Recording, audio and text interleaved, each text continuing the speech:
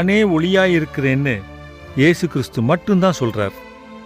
தமசோமா ஜோதிர்கமயன்னு ஜெபம் பண்றவா அந்த ஒளி யாருன்னு தெரியாம ஜெபிக்க கூடாது.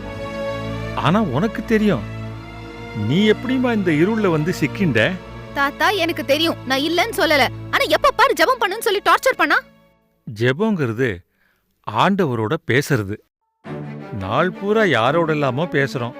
சில சமயம் ராங் நம்பரோடவே 2 நிமிஷம் பேசுறோம்.